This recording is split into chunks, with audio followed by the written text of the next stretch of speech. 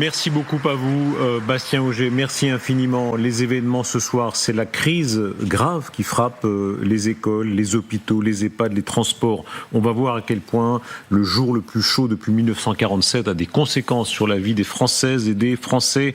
Tout de suite, regardez les derniers chiffres, la carte qui montre la situation actuelle, la vigilance dans 58 départements placés en vigilance rouge. Et on verra des chiffres encore plus étonnants tout à l'heure, puisqu'on verra que dans bien des points des régions sahariennes, il fait plus froid qu'en France. La comparaison est extrêmement frappante. D'abord, Elisa Cléache, vous êtes sur la côte à Royan. On est là sur la côte atlantique, là où théoriquement il devrait faire beaucoup plus frais et où il y a des records.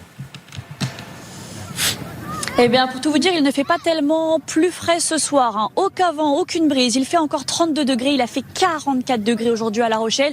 Et on a l'impression que le 22h est le nouveau 15h. Regardez sur les images de Mathieu Le Peigné, il y a 3 fois plus de monde sur cette plage ce soir qu'il y en avait en plein milieu de l'après-midi. Vous le voyez, il continue de jouer au ballon, notamment au volley. Il continue également, bien sûr, de tenter de se rafraîchir. Encore une vingtaine de personnes sont en train de se baigner ce soir. Il est très compliqué, je vous le disais, de trouver le frais ici. Aucune brise. Pour autant, si vous souhaitez vous baigner, notamment ce soir, les sauveteurs en mer nous l'ont rappelé aujourd'hui. Il faut surtout rester près du bord. Il faut rester accompagné, puisqu'on le rappelle aujourd'hui, Sébastien Lecornu, le Premier ministre, a annoncé 40 décès par noyade en seulement 5 jours à cause de ces fortes chaleurs. Merci beaucoup, Elisa. Et tout de suite, regardez les images des incendies, puisque c'est l'évolution que nous suivons en direct ce soir et qui marque d'un coin beaucoup plus dramatique ce qui est en train de se passer. Louis, merci beaucoup d'être là. Louis Baudin, spécialiste météo TF1 LCI. Ça, c'est la nouveauté de la soirée. Et là, c'est-à-dire de grands incendies de forêt sont en train non seulement de naître, mais de se développer très vite. Exactement. Là, on a des températures extrêmes, de l'air très sec. Sur la France, on voit il n'y a que très peu d'orages, donc ça montre qu'il y a peu d'humidité. Ça s'accumule depuis 5 ou 6 jours, donc forcément, il y a toutes les conditions, malheureusement, pour que les incendies puissent partir. Le risque de voir ce qu'on a vu récemment en Espagne, c'est-à-dire des incendies gigantesques, où tout est hors norme dans ce que nous sommes en train de vivre, il existe. Il existe. Alors, en France, on a quand même une culture de l'incendie, notamment sur le pourtour méditerranéen, où on a quand même une expérience depuis à peu près 40 ans. On a réussi tout de même à adopter des comportements pour que ces incendies soient beaucoup moins étendus. Et espérons que dans des régions où on n'a peut-être pas cette même expérience, eh bien ça n'arrive pas. En espérant qu'on ait pu comme cela transférer les expériences et le savoir-faire que l'on a dans certaines régions, notamment sud-est. Je me rappelle par exemple que les Landes avaient été particulièrement touchées parce que justement certaines méthodes appliquées en Provence, la chance d'avoir habité dans cette région où on avait effectivement adopté des comportements avec des gardes maintenant qui sont tout au long de la saison, permettant dès qu'il y a un petit feu de l'éteindre et d'intervenir. C'est vraiment cette méthode-là qui est appliquée dans le sud-est et qui semble avoir des effets. On a sous les yeux là les images notamment du très grand incendie qui est en cours dans l'Ain. Guillaume Roquette, on aura dans quelques instants les pompiers qui s'expriment également. Là on change évidemment toutes les conséquences sur les écoles, sur les hôpitaux, sur les EHPAD, mais on change de dimension. Oui, parce qu'effectivement, il y a un effet cumulatif. On comprend bien que, au fur et à mesure que les jours passent, le danger est de plus en plus grand. C'est le danger pour la santé, les organismes se fatiguent. C'est aussi effectivement le danger pour l'environnement, parce que plus le réchauffement dure et plus les risques de phénomènes et de catastrophes de ce type augmentent. Alors on va tout de suite être en direct avec un pompier. Merci beaucoup Patrick Chavat, je ne sais pas si vous m'entendez. Oui, je vous entends. Voilà, merci beaucoup d'être là. S'il vous plaît, Patrick Chavada, vous êtes lieutenant. Décrivez-nous un peu l'état de la situation à l'heure où nous parlons, à 22h32. Alors, de ces heures aussi, on a 3 incendies au niveau national qui sont en cours. On en a un dans le Tarn-et-Garonne qui a fait une 40aine d'hectares de brûlés, avec un camion qui a brûlé et un pompier qui a été blessé. On a un incendie qui est dans l'Ain, dans le 01, et un incendie dans le 36 dans l'Ain. Donc, en tout, on a 3 incendies qui sont en cours sur le territoire français liés à ces fortes chaleurs.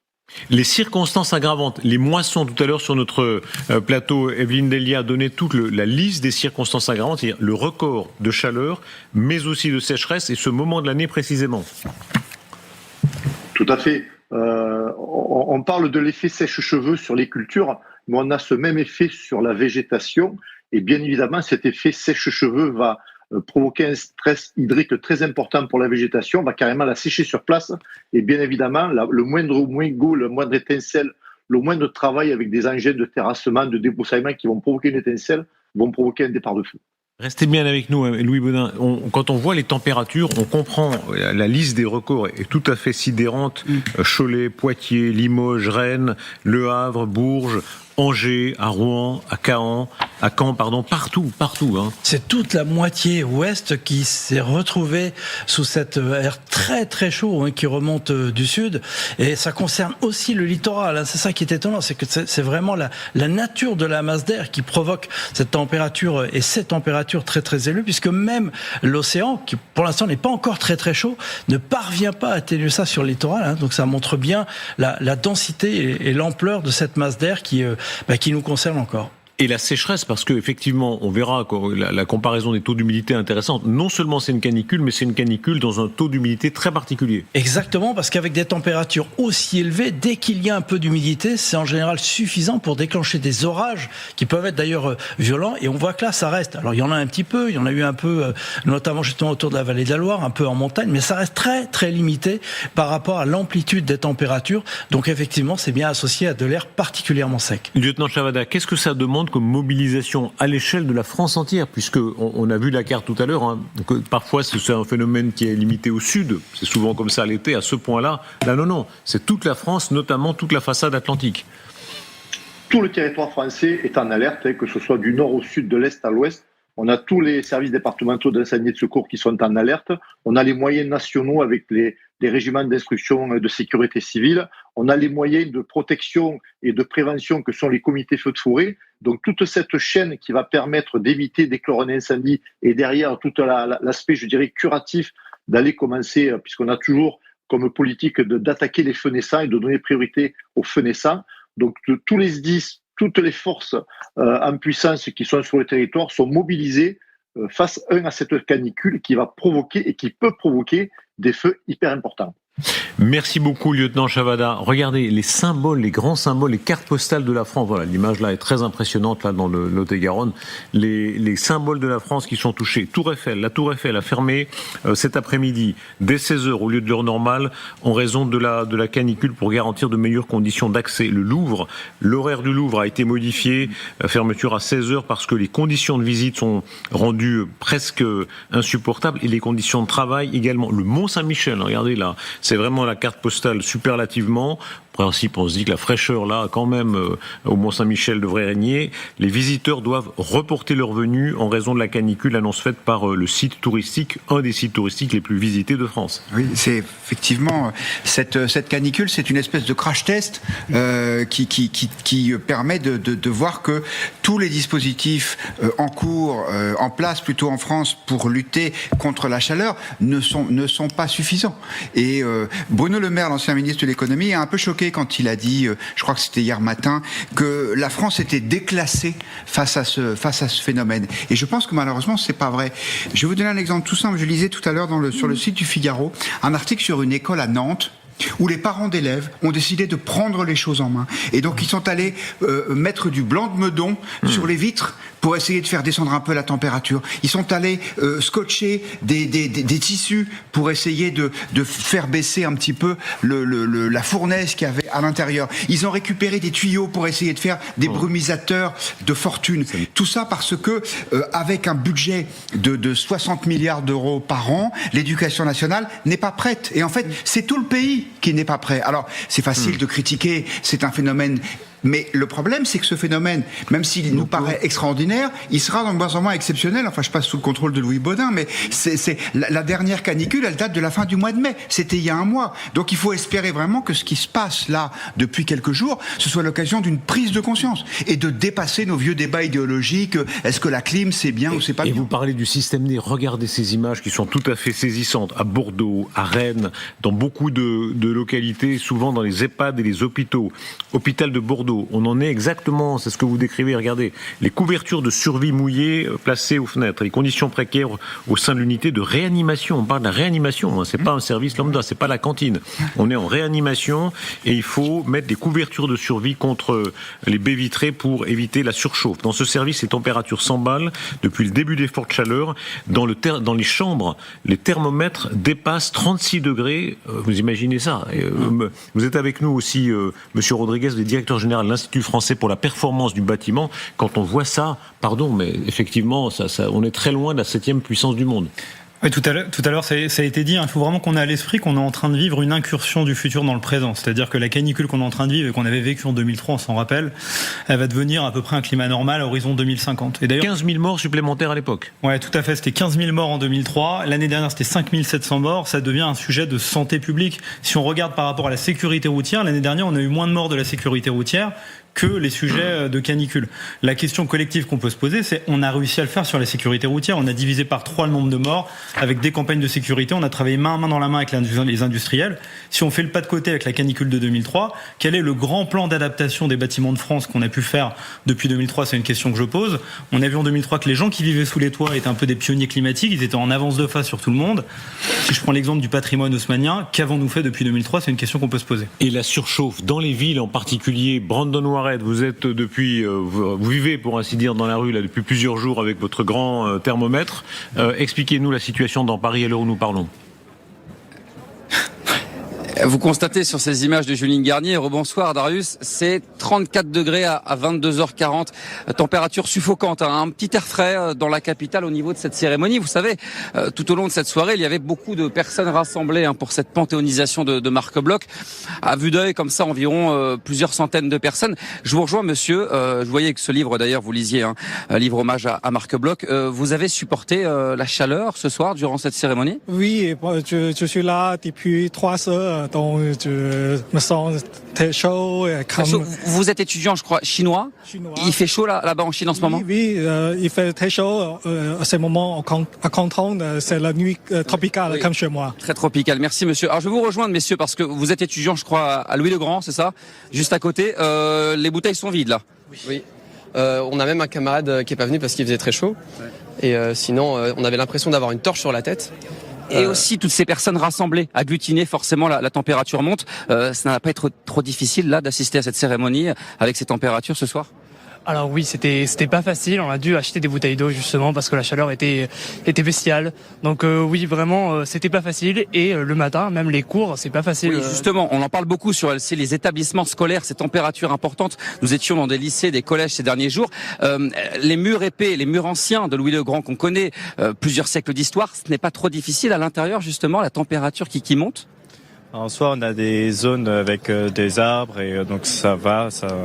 Mais après, c'est vrai que c'est assez étouffant. Par exemple, dans l'internat, il y a une assez mauvaise climatisation, donc c'est pas facile. Mais et justement, c'est un débat, un enjeu notamment pris par le gouvernement. Je n'ai pas d'eau à vous offrir, un peu de brume. Par contre, vous me disiez, vous voulez un peu de fraîcheur. C'est pour tout le monde, c'est cadeau, c'est pour Elsie, ça vient de Darius. Et vous le voyez, il y a encore beaucoup de monde, Darius, rassemblé sur la place du Panthéon. Certains me disaient tout à l'heure, je leur demandais, vous allez faire quoi après cette cérémonie ?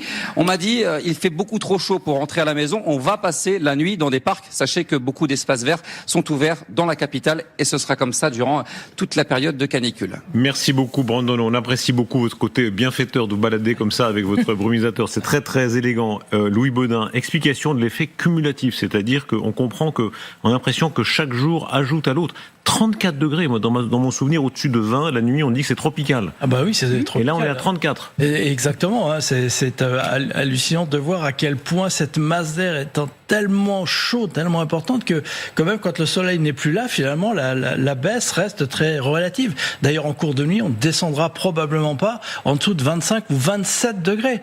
Alors, ça pourrait être les maximales à cette époque de l'année. Donc, c'est totalement exceptionnel. Et évidemment, comme ça s'accumule sur les journées, l'organisme souffre de plus en plus, n'arrive pas à récupérer, et donc oui, on subit de plus en plus cette situation.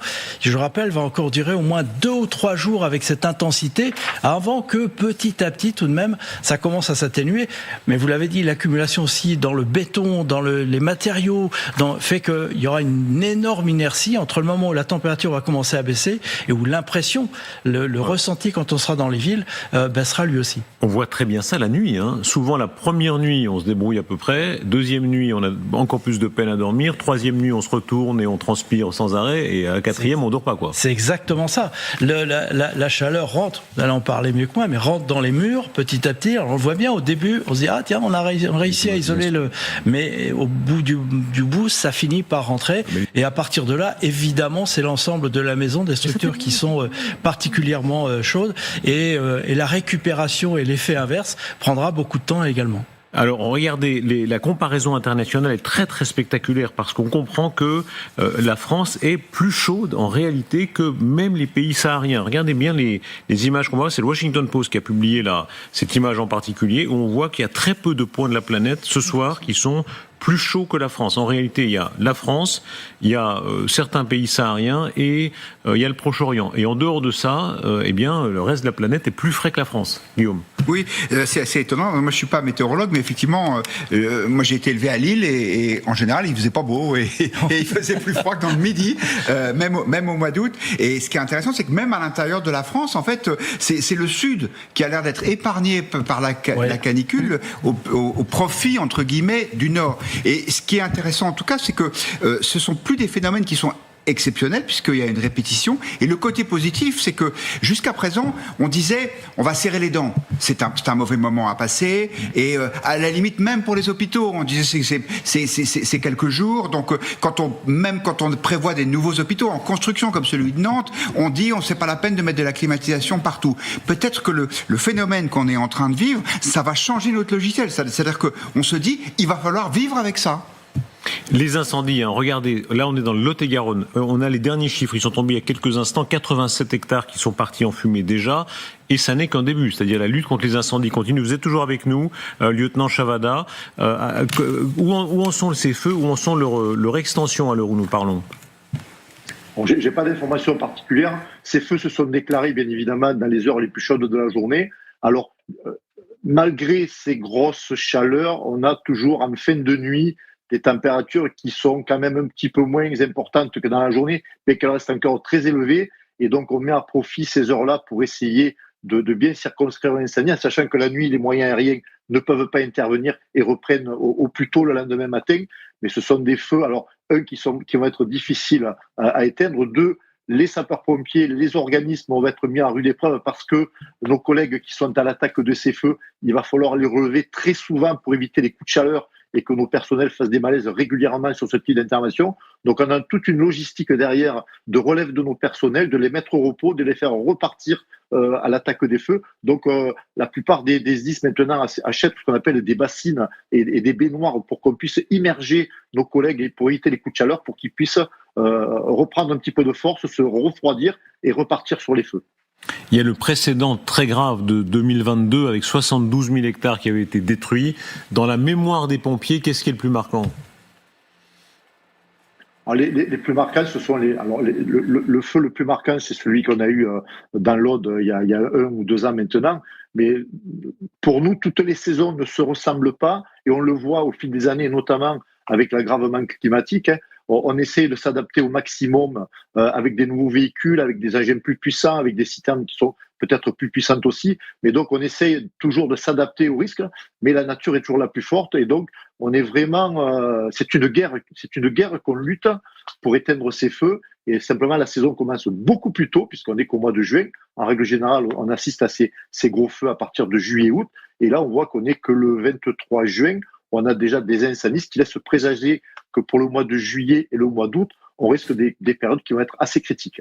Louis Baudin, on a là vraiment la conjonction de tous les facteurs, en termes de vent, en termes de sécheresse, en termes de chaleur. Oui, alors concernant le vent, il y a un peu de vent d'automne justement sur le Lot-et-Garonne dans le sud, donc ça aggrave la situation. Mais heureusement, dans les autres régions, en particulier dans la moitié nord, pour l'instant, le vent reste encore très très modéré, très faible. Donc là, c'est plutôt un critère qui va dans le bon sens. Mais les deux autres, la sécheresse et les températures, là en revanche, ça aggrave la situation. Puis comme ça va se cumuler encore jusqu'en fin de semaine, avant éventuellement une dégradation orageuse et une baisse des températures, forcément la situation va rester critique ces prochains jours, mais quasiment partout. C'est ça aussi, c'est que géographiquement, cette canicule concerne, on l'a vu, vous avez montré la carte, quasiment tous les départements français. Et c'est pas seulement la violence, hein, c'est l'accélération, c'est-à-dire les épisodes jusqu'en 89, je crois, c'était, on disait tous les 20 ans ou tous les 15 ans. Et là, c'est désormais chaque année ou presque.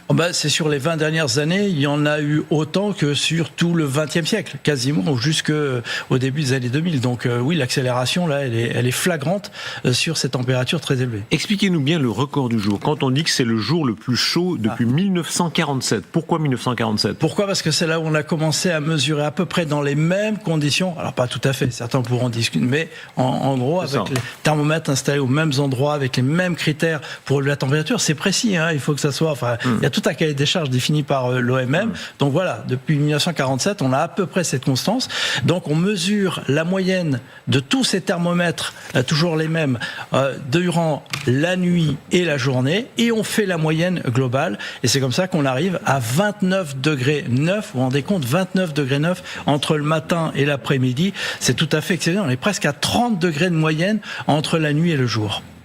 Guillaume Roquette ? Oui, moi, ce que je voulais dire, c'est que ce phénomène, cette espèce de sidération qui a saisi le pays, elle est probablement accrue par la difficulté qu'ont les pouvoirs publics à répondre. Il y a une chose qui m'a frappé, c'est il y a une ministre qui est chargée de la transition écologique. Elle s'appelle Monique Barbu. Moi, à ma grande honte, je ne savais pas qui c'était jusqu'à ce matin, et pour cause, elle est totalement absente. Par rapport... Alors, il ne faut pas lui jeter la pierre, mais par rapport à un Gérald Darmanin, par exemple, sur le drame de la mort de Liana, on a l'impression que ce sont deux mondes différents. Ouais. Et je pense que c'est pas seulement parce que cette dame est peut-être pas armée pour faire face. Oui, exactement.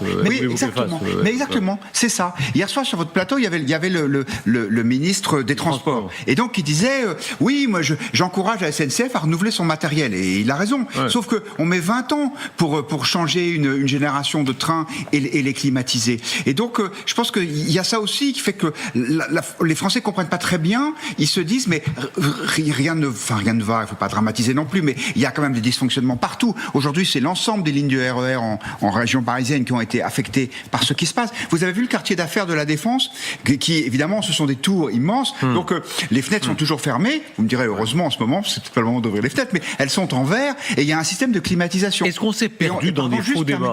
Et on ne peut plus. À partir de jeudi, on ne pourra plus climatiser correctement les tours parce que les usines de froid ne peuvent plus produire suffisamment. Ça paraît fou, pardon. Moi, j'ai interrogé un directeur d'hôtel. N'importe quel directeur d'hôtel vous dira, s'il a de l'argent, il fait le maximum de chambres climatisées. Puis les gens l'actionnent ou non. Il va pas discuter d'un plan machin, un plan truc. Ça fait partie du bon sens. C'est devenu un confort évident. Vous êtes américaine. Vous voyez ça aux États-Unis.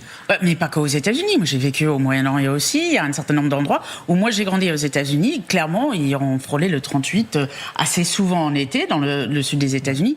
Il n'y avait pas une question. C'est comme si quelqu'un se posait la question du chauffage en hiver.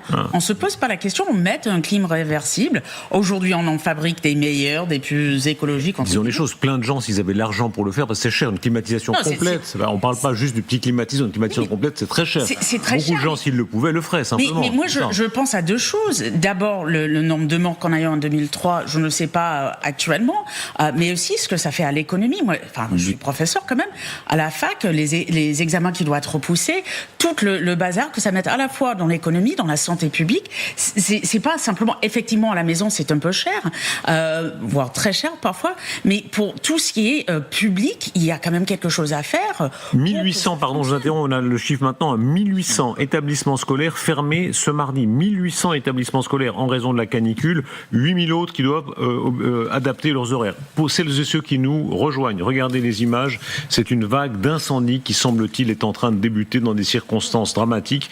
Et le jour même qui est le plus chaud de toute l'histoire de France depuis 1947, nous suivons les données, les comparaisons internationales. Il fait ce soir plus chaud que dans presque la quasi-totalité du monde. On verra dans un instant les cartes par rapport au Proche-Orient et par rapport à l'Afrique, notamment le Sahara. Et on est dans une situation exceptionnelle. Louis Baudin, vous êtes le spécialiste météo sur ce plateau. C'est vraiment hors norme, hein. C'est pas simplement un été chaud. Ah non, ça c'est totalement hors norme. Pourquoi ? Parce que vous venez de le dire, c'est-à-dire que quand on regarde, on prend un peu de recul pour regarder cette situation.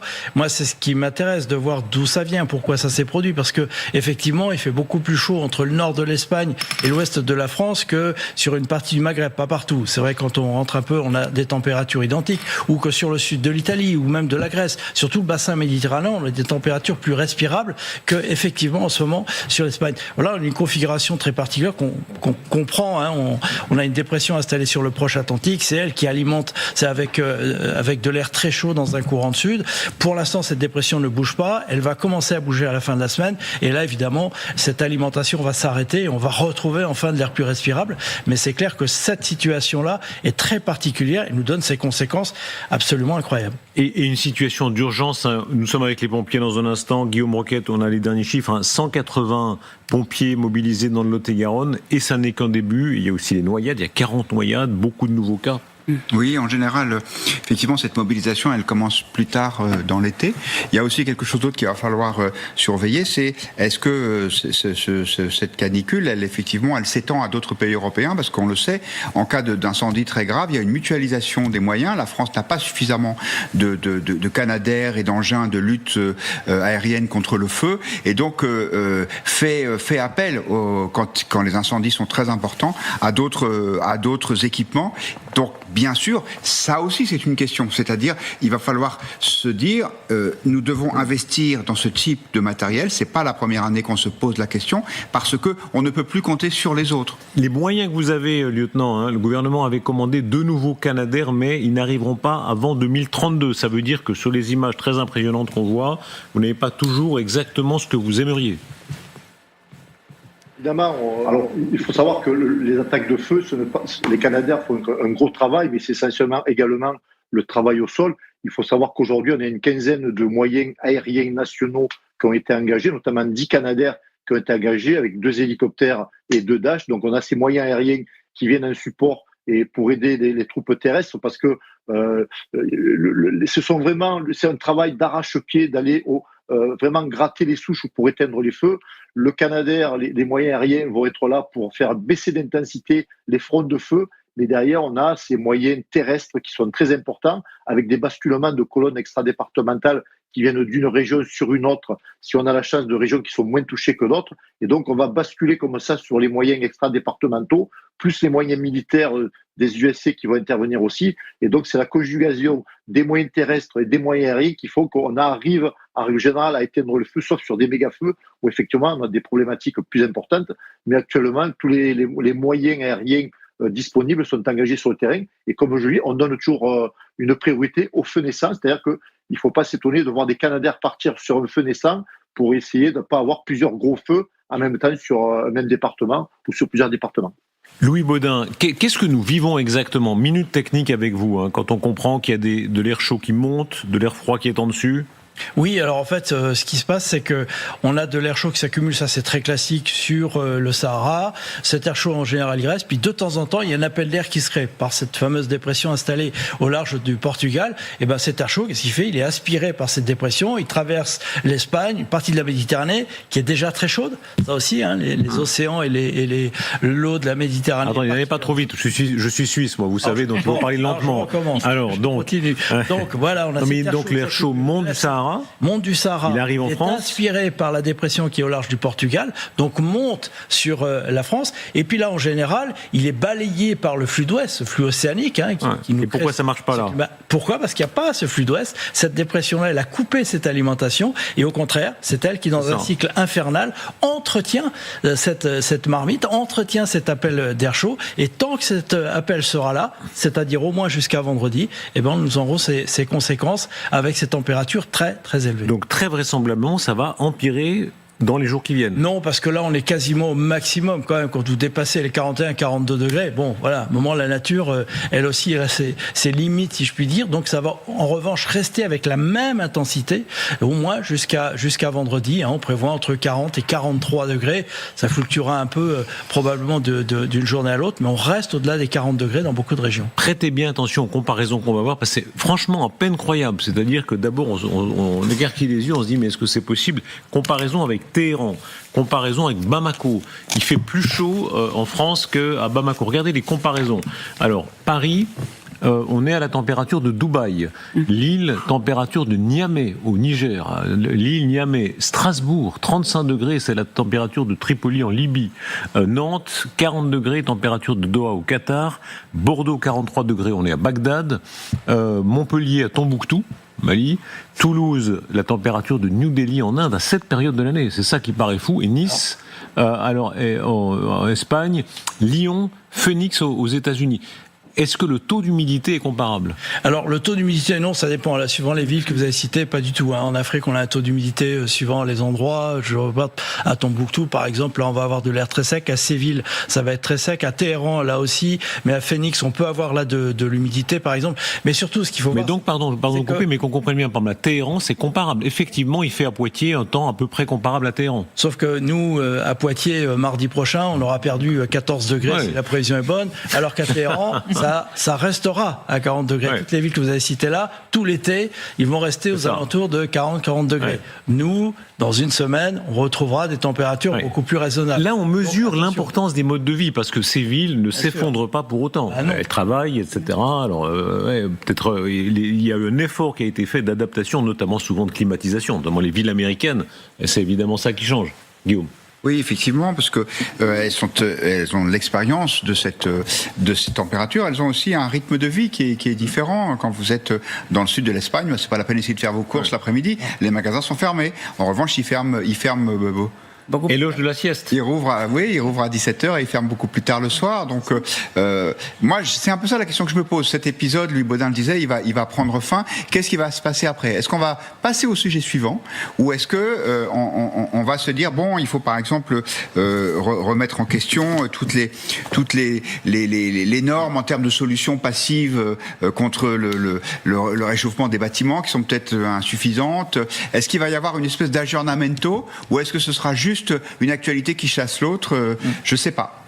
Non, mais c'est toute la question, parce que s'adapter à une telle situation, c'est prendre beaucoup de temps. C'est apprendre aux citoyens le temps long. C'est adapter des paysages, adapter une ville à ces chaleurs extrêmes. Eh ben oui, ça va prendre beaucoup de temps. Donc il faut accepter, admettre, vous dites, voilà, on va mettre un budget. Ouais, mais là il fait -5, il fait 0 degré. Comment est-ce qu'on va investir alors qu'il y aura une autre priorité au moment où on le décidera ? Eh ben non.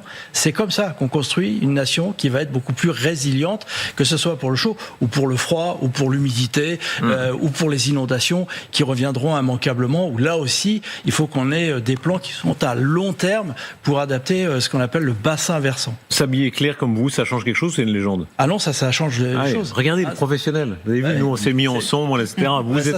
C'est l'albédo, vous savez que le blanc renvoie la lumière en grande partie. Alors si vous voulez une citerne avec de l'eau chaude, vous la peignez en noir et vous allez avoir très vite de l'eau chaude. Jamais Vladimir Poutine n'avait été à ce point défié. Regardez bien l'image. On est en Crimée, donc dans l'Ukraine occupée par la Fédération de Russie depuis 2014. C'est un territoire que les Ukrainiens sont en train de prendre en tenaille de manière extrêmement impressionnante. Vladimir Poutine est personnellement défié et il laisse éclater son mécontentement à l'égard de l'Occident en général. Écoutez-le.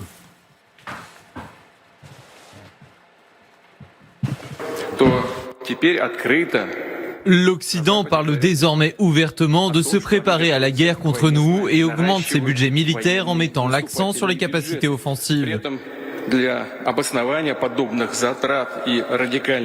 Pour justifier ces dépenses et la militarisation de leurs États, les dirigeants de l'OTAN continuent de s'appuyer sur de fausses allégations concernant une prétendue menace militaire russe.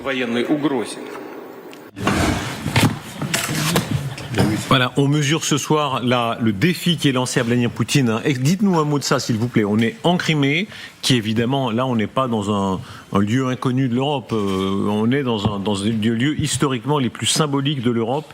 Guerre au 19e siècle, 2014. Pour lui, c'est vraiment, il est défié sur son crédit personnel, si j'ose dire. Oui, bien sûr. Alors, c'est pas tout à fait la première fois, mais là, ça prend une très grande ampleur. Il faut bien comprendre que depuis le début de l'année, on est dans une nouvelle phase de la guerre. Alors, il y a plein de choses un peu nouvelles dans cette guerre, mais il y en a une particulière, c'est que les Ukrainiens ont développé une capacité de frapper dans ce qu'on appelle la moyenne portée, c'est-à-dire entre 30 km et 300 km. C'est-à-dire qu'ils ont innové, ils ont trouvé des drones qui sont pas brouillables ou difficilement, qui sont en plastique, qui sont guidés par Starlink, et qui ont de l'intelligence artificielle. Et ils en envoient des centaines dans toutes les provinces occupées, et particulièrement la Crimée, en train de chasser. Et donc, ils vont taper sur toute la logistique, les camions, les sites. On y reviendra, image à l'appui, mais j'aimerais vraiment d'abord le choc, disons, le choc quasi historique, c'est-à-dire la Crimée. Là, c'était, alors pour beaucoup d'Occidentaux avaient renoncé à la Crimée. Ils disaient, ils sont là depuis 2014, on estimait que c'était presque perte et profit. Là, c'est un choc considérable pour les Russes. Les Ukrainiens n'ont jamais renoncé à la Crimée. Ça, c'est dès qu'ils ont pu commencer à frapper la Crimée, alors, à défaut de pouvoir mettre le pied, je rappelle qu'il y a quand même eu des incursions, qu'il y a même eu des drapeaux ukrainiens qui ont été plantés sur le sol de Crimée, pendant très très brièvement, mais les Ukrainiens n'y ont jamais renoncé. Donc en réalité, depuis déjà un certain temps, ils font le siège de la Crimée. Rappelez-vous, Volodymyr Zelensky avait dit la guerre a commencé en Crimée et elle finira sans doute en Crimée. Si la prédiction s'avère, effectivement, ça ressemble. Alors, on n'y est pas encore quand même, il ne faut pas non plus aller trop vite, mais c'est vrai que le problème des Russes, c'est que c'est une île, et donc le fait de bombarder le pont de Kerch et éventuellement d'empêcher les Russes que des convois logistiques puissent partir de Russie en direction de la Crimée, évidemment, la Crimée est alimentée que par ça, puisque la mer aujourd'hui, la mer Noire est inaccessible pour les bateaux russes, donc c'est vrai que c'est assez facile de le faire, et aujourd'hui on voit que très concrètement, les Ukrainiens font un énorme effort, ont concentré leur feu sur la Crimée, parce que effectivement cette île peut tomber. Ils ont clairement des problèmes de carburant, des problèmes d'alimentation. Enfin, on est dans une situation de restriction de tout qui est assez forte. Et là, encore une fois, symboliquement, c'est extrêmement fort et c'est très favorable aux Ukrainiens, bien évidemment. C'est encore beaucoup plus que symbolique, parce que la Crimée, c'est quand même un centre logistique majeur pour les Russes. Beaucoup des missiles, des Shahed, des drones qui sont lancés depuis le sud sont lancés depuis la Crimée. Donc ce sont les drones qui vont à Kherson, qui vont à Zaporizhia, qui vont dans le sud de l'Ukraine et qui peuvent même monter jusqu'à Kiev. Donc vraiment, paralyser la Crimée, c'est une façon des Ukrainiens de répondre à leur manque de défense aérienne. Et puis, il faut aussi savoir que le ministre ukrainien de la Défense a récemment dit « Nous allons faire de la Crimée une île ». S'ils peuvent couper l'approvisionnement logistique de la Crimée, parce que finalement, le pont de Kerch, que les Ukrainiens n'ont pas encore vraiment les moyens de détruire. Ils peuvent peut-être le rendre inopérationnel pendant quelque temps. Mais s'ils arrivent à vraiment détruire le pont de Kerch, là, la Crimée sera complètement isolée de la Russie. Et ce ne sera pas forcément le début d'une reprise de la Crimée, mais la Crimée aura vraiment perdu une grande partie de son utilité militaire pour les Russes. Expliquez-nous bien, si on résume tous les épisodes précédents, imaginons à l'échelle de la France, c'est-à-dire Moscou bombardé, Saint-Pétersbourg bombardé. C'est comme si Paris avait été bombardé, Lyon bombardé, Marseille bombardé, les entrepôts du Havre bombardés, et maintenant, parce que vu des Russes, c'est à peu près leur Côte d'Azur en fait qui est bombardée aussi. Là, ils sont vraiment défiés sur tous les terrains. Oui, absolument. C'est vraiment une humiliation pour Vladimir Poutine, et c'est un vrai sujet, à mon avis, pour le peuple russe. La grande sociologue Nikolin Lebedev, qui est une spécialiste de l'Ukraine, qui a écrit un très beau livre qui s'appelle Plus jamais frère. Elle raconte que elle était en Russie au moment de 2014, quand la Russie annexe la Crimée, et elle échange avec ses confrères universitaires russes, plutôt progressistes, plutôt de gauche, en disant mais c'est très choquant que la Russie comme ça prenne d'autorité la Crimée aux Ukrainiens, et ils répondent tous mais non, la Crimée c'est la Russie. Ça, donc frapper la Crimée, c'est presque aussi grave entre guillemets que frapper Moscou. Ça veut dire toucher vraiment le pays. C'est le souvenir. Ils vont beaucoup là en vacances. Enfin, l'histoire s'est écrite en particulier là. Beaucoup de dirigeants russes avaient leur datcha là, donc tout ça est présent pour eux. Ce qui est assez extraordinaire, c'est qu'il y a encore un an, les Ukrainiens étaient obligés de demander la permission aux Occidentaux pour frapper des missiles capables de faire les dommages qu'aujourd'hui ils s'offrent eux-mêmes, avec le matériel qu'ils produisent eux-mêmes. On s'est souvent demandé au sujet de la Crimée si ce qui se passait en Crimée allait être game changer, c'est-à-dire aller changer le cours de la guerre. Et on se disait souvent que finalement, non, parce que quoi qu'il arrive en Crimée, finalement, ce qui compte politiquement, c'est les kilomètres carrés gagnés ou non dans le Donbass. Mais peut-être que là, si on en arrive à rendre la vie totalement impossible en Crimée, peut-être que là, c'est par la Crimée, comme vous le disiez tout à l'heure, que le conflit pourrait terminer. Entrons dans le détail, on va aller pas à pas, vraiment. D'abord, c'est l'attaque contre le pont de Kerch. Rappelez-vous, c'était depuis le départ un objectif de Vladimir Poutine. Tout le monde se rappelle les images, son inauguration, les deux ponts, pont maritime, pont routier, le pont ferroviaire, 2019. L'attaque de drones ukrainiens a frappé le port de Kerch en Crimée. Plusieurs incendies ont été signalés à proximité du port maritime, site éminemment stratégique. Parmi les installations touchées, le terminal utilisé pour les produits pétroliers et le gaz liquéfié. Regardons les photos satellites parce qu'elles permettent de comprendre un peu ce qui a été fait. Et là, je fais appel aux militaires en particulier, colonels et vous, messieurs les colonels. Il y a 2 colonels ce soir. C'est riche. C'est riche, ça fait riche, exactement. Qu'est-ce qui est frappé et comment exactement, si on regarde ces images ? Le point fort, en fait, des Ukrainiens, c'est qu'ils mènent une guerre contre la logistique russe. Ils ont littéralement, enfin, on le voit pas en tout cas, ils ont littéralement abandonné les tirs sur les unités, sur les concentrations de blindés, etc. Ça les intéresse pas. En fait, ils portent le fer dans le cœur de la logistique, en tout cas dans le cœur économique russe. Et ça, c'est très compliqué parce qu'aujourd'hui, une centrale électrique, une zone de stockage du carburant, c'est extrêmement facile à déterminer. Tout le monde sait où ça se trouve. Donc encore une fois, c'est pas très compliqué d'envoyer des salves de drones et de missiles en direction de Tchernobyl. L'avant-après, exactement là, parce que regardez, arrêtons-nous un instant sur l'image avant. On voit ces grands réservoirs où j'imagine qu'il y a une quantité considérable de pétrole. Et ensuite, alors, colonel Goya, si vous étiez le colonel de l'armée ukrainienne, oui. Voilà, faites-nous le plan de bataille là. Oh, c'est assez simple. C'est même très simple. Ce sont des objectifs qui sont connus, visibles. Mais vous savez, je me rappelle, à l'été 2022, il y a eu la première frappe mystérieuse sur une base en Crimée et tout le monde se demandait comment les Ukrainiens ont été capables de faire ça. Est-ce que c'est pas les Américains qui leur ont fourni le matériel, etc., etc. Maintenant, c'est devenu une banalité complète et c'est du made in Ukraine. Encore une fois, ils n'ont pas besoin alors s'ils peuvent utiliser des scalps, des choses comme ça, mais là, ils ont maintenant des drones, encore une fois, qui leur permettent, qui ont suffisamment de puissance pour frapper très précisément jusqu'au cœur de la Crimée, pour frapper un peu de la même façon qu'ils ont frappé à Moscou, à part que c'est en réalité beaucoup plus près, en réalité même beaucoup plus simple, de traverser, enfin c'est pas forcément, parce qu'il y a des défenses qui sont quand même très importantes. Mais vous entrez déjà en théorie. Là on voit les militaires français, évidemment, vous avez fait les grandes écoles, vous êtes tous un peu comme Descartes. Descartes était un grand militaire, c'est un bon militaire Descartes. J'aimerais que vous nous expliquiez plus exactement d'où part le missile, le drone, comment est-ce que vous faites pour que le missile ou le drone arrive sur les réservoirs qu'on voit là à l'image satellite. En fait, vous en lancez un certain nombre. Encore une fois, ils ont mis au point des drones comme les FP2, comme les Hornet. Alors le FP2 plutôt parce qu'il a 100 kg d'explosifs. Le FP1 aussi. Ou le FP1, oui, plutôt fait pour la grande distance. Donc ça veut dire c'est téléguidé depuis le territoire de l'Ukraine libre par Starlink, donc liaison satellite. C'est maintenant de plus en plus des drones qui sont en plastique ou en polymère, etc. Donc sont difficilement la grande défense des Russes. C'est la guerre électronique. C'est le brouillage, etc. Mais ça, ils peuvent plus le faire. Et maintenant, quasiment, une bonne partie des drones qui sont utilisés, notamment dans cette région, sont dotés d'intelligence artificielle. Donc on peut programmer à Kiev dans un bureau, on peut programmer un drone qui va faire ce chemin jusque-là. Oui, après, ce que je veux dire, c'est qu'on peut, on peut le guider même jusqu'à cet endroit. Et lorsqu'il arrive sur la position, il est capable de repérer tout seul. Il a une banque de données, et il repère son objectif et il y va directement. En fait, il y a les deux. Il y a une mesure de sécurité. Concrètement, on peut le téléopérer. Et deuxième temps, on a mis les coordonnées GPS à l'intérieur. Donc, au bout d'un moment, non seulement il voit l'objectif, mais il va y arriver. Parce qu'en fait, il vole sur de sacrées longues distances, plusieurs centaines de kilomètres, même 1000 kilomètres. Et en fait, ils sont pas brouillables. Donc, en fait, technologiquement, les Ukrainiens ont fait un saut qualitatif. Et au-delà de ça, je prends l'exemple des drones qui s'appellent le FP1, par exemple, qui est archi connu. Ils en fabriquent 100 par jour. Donc, au bout d'un moment, il y a une mécanique de saturation qui est extrêmement efficace, ce qui fait que les Russes sont tellement débordés par un nombre de missiles qui leur arrivent sur la tête, et non seulement c'est en grand nombre, mais en plus ils sont extrêmement précis. Donc je veux dire que le résultat final, c'est que les Russes ont du mal à contrôler tout ça. Par contre, eux, ils ont une balistique extrêmement performante, mais ça sert à rien par rapport à ce genre d'attaque massive. C'est extrêmement compliqué à gérer. J'imagine qu'au Kremlin, ça doit poser un vrai problème de coordination, d'application des feux, puis le choix des objectifs, parce il y aura des mesures de rétorsion. Évidemment, ils vont répliqué.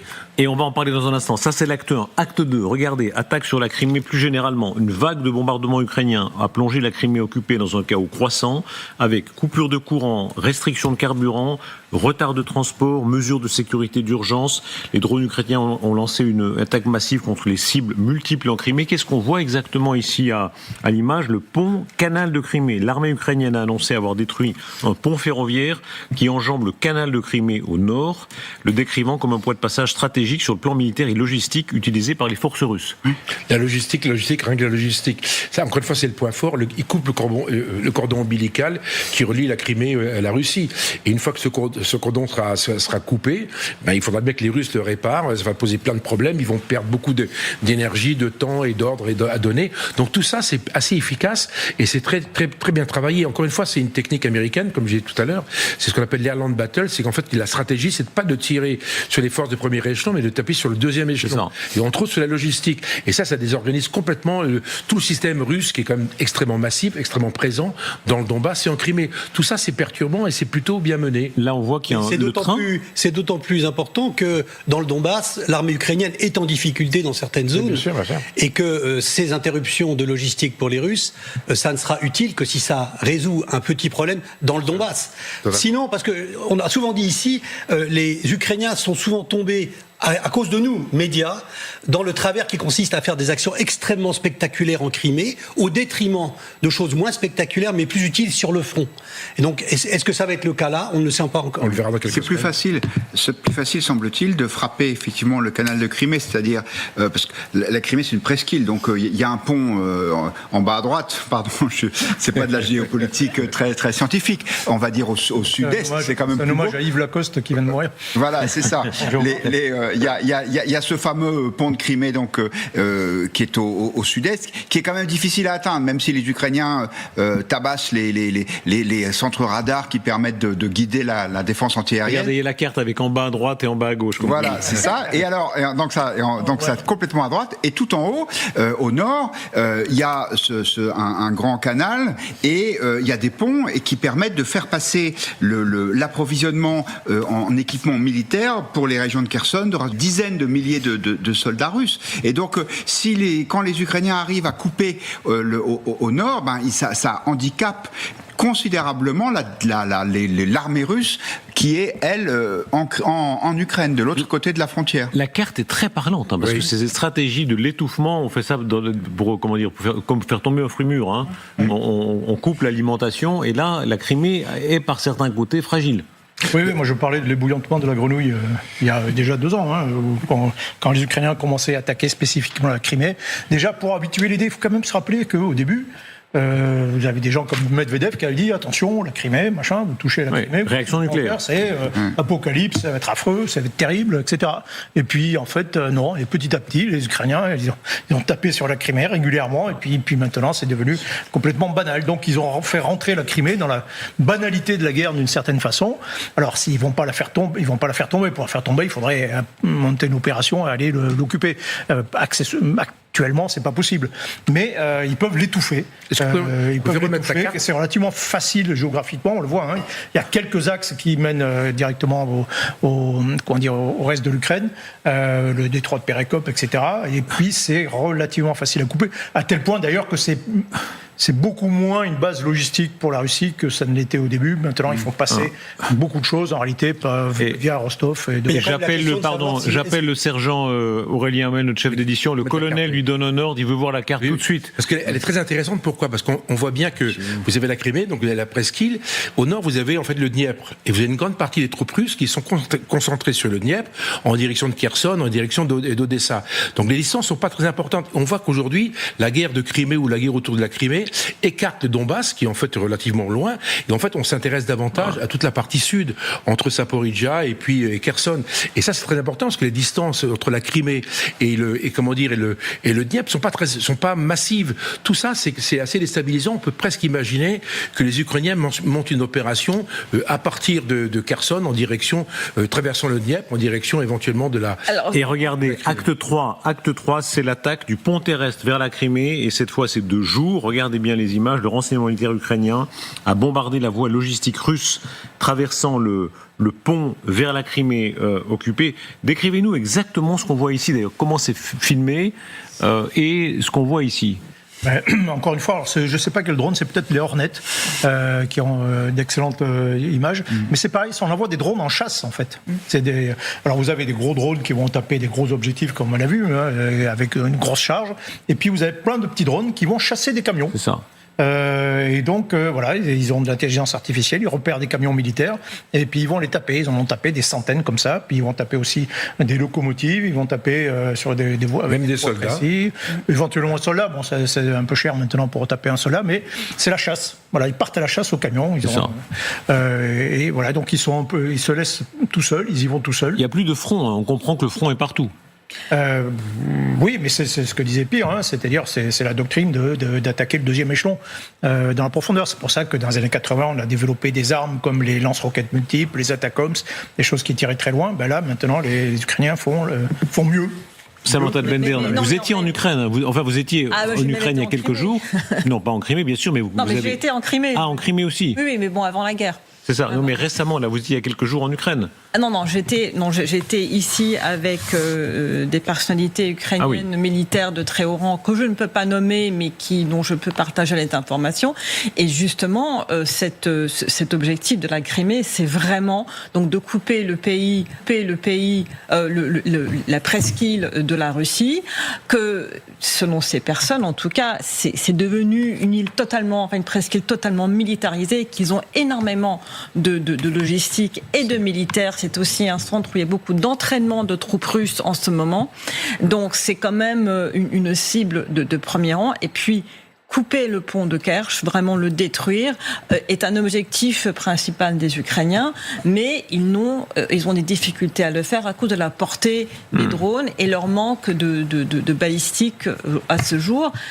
Ils aimeraient beaucoup de l'aide des pays de la coalition des volontaires et leurs autres alliés, qui pour le moment tarde un petit peu. C'est une manière de mourir qui, j'imagine, est très... Alors, il n'y a aucune manière de mourir sympathique, mais enfin là, on se sent vraiment chassé. Ils savent très bien, il y a des vidéos, certaines sont immontrables, mais on voit même le soldat qui voit arriver le drone, qui essaye un petit peu de lutter contre lui. C'est très particulier comme affrontement. Hein. Non, mais c'est la traque, mais vraiment très minutieux, qu'on voit ici avec les petits drones. La nature, enfin, on le dit souvent et on le dit depuis quelques années, mais la nature de la guerre a changé avec ces drones. Du combat individuel surtout, oui. Oui, c'est ça. C'est du drone à corps. Oui, ça veut dire que voilà, vous avez la zone de danger qui s'étend considérablement. Maintenant, vous avez la zone sur le champ de bataille, effectivement, c'est absolument impossible de manœuvrer jusqu'à ligne 0, jusqu'à 20 km, vous avez des drones, c'est des snipers dans le ciel. C'est une kill zone en plus. Donc c'est absolument affreux, c'est immanœuvrable, enfin c'est très compliqué. Et puis maintenant, ce qu'on voit, c'est que effectivement, ça s'étend de plus en plus loin. Donc vous avez de plus en plus de drones tactiques qui vont de plus en plus loin et qui vont justement traquer. Donc même à 300 km de la ligne de front, vous n'êtes pas tranquille. Vous pouvez être attaqué à tout moment. Ça change tout. Vous-même, vous avez été au combat. Je recommande toujours votre livre sur la théorie du combattant chez Perrin parce qu'on apprend beaucoup de choses. Hein. Et j'imagine que vous avez fait des guerres où il y a des instants où c'est très dangereux et puis après on est un peu tranquille. Là, on n'est jamais tranquille. De fait, oui. Oui, vous n'êtes jamais complètement tranquille. Alors très près du front, effectivement, c'est l'enfer. Mais encore une fois, jusqu'à 300 km, vous êtes logisticien dans un camion. Vous êtes dans votre camion, vous êtes obligé de faire attention tout le temps. Donc ça signifie aussi qu'il faut de la protection. Vous allez avoir des équipes de mitrailleurs qui vont, on le voit d'ailleurs, qui vont accompagner les camions. Vous êtes obligé de chercher des itinéraires parce que toute la grande autoroute là, elle est harcelée maintenant, peut plus y passer. Donc ils cherchent des itinéraires. Enfin, ça devient très très compliqué. Regardez bien, Sébastopol, la grande cité plongée dans le noir, la ville de Sébastopol a restreint le fonctionnement des transports publics, des commerces, des cafés, de l'éclairage public, interdiction des rassemblements de masse en plein air, en plus des restrictions sur la vente de carburant qui ont été annoncées. Écoutez ces habitants, puisqu'ils en sont à devoir se restreindre pour les achats de farine, de riz, de pâtes, etc. Regardez, on ne peut prendre qu'un seul paquet de farine. Génial. C'est limité à un paquet. Pour les pâtes, on peut en prendre que 3. Les conserves, 3 boîtes. Le riz, 3 paquets. Tout est limité à 3, sauf la farine. On a rempli le chariot comme on a pu. C'est de la folie.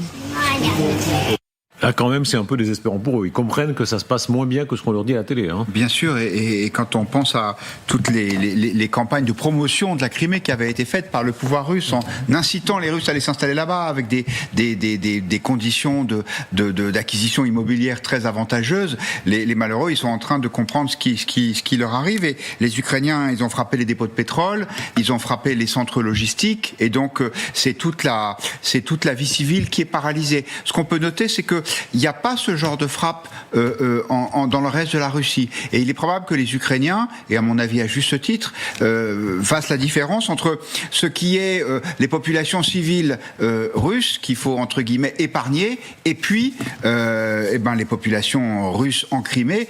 Parce que l'Ukraine considère que la Crimée, c'est chez eux, et que donc il faut, y compris par ces moyens-là, essayer de libérer entre guillemets le territoire. Poutine peut-il et veut-il se venger? En a-t-il les moyens? En a-t-il l'idée? Regardez, c'était tout à l'heure la réception avec les militaires. Le président russe participait à une cérémonie au Kremlin devant les diplômés d'écoles militaires et d'établissements liés aux services de sécurité. On verra que là, ce sont aussi les commémorations liées au 22 juin quand en 41 les Allemands avaient attaqué l'Union soviétique.